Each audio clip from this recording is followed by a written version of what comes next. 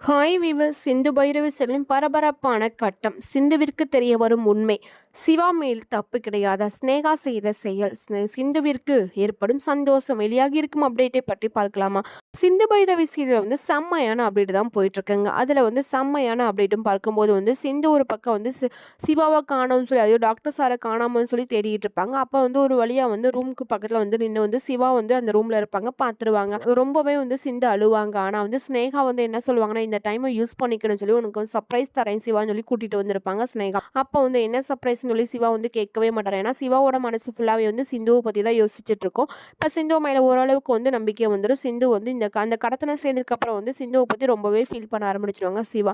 ஆனால் வந்து சிந்து வந்து ரொம்பவே வந்து ஃபீல் பண்ணிட்டு இருப்பாங்க. ஆனால் ஸ்னேகா என்ன சொல்லுவாங்கன்னா, இதுவரையும் உனக்கு நான் உனக்கு கல்யாணத்துக்கு அப்புறம் வந்து உன்னை வந்து கிஸ் பண்ணவே இல்லை சிவான்னு சொல்லிட்டு ரொம்ப வந்து நெருங்கி வருவாங்க. அப்போ வந்து சிவா வந்து லவ்ங்கிறது வந்து ஒரு அட்ராக்ஷன் கிடையாது, ஒரு பாடி மட்டுமே கிடையாது.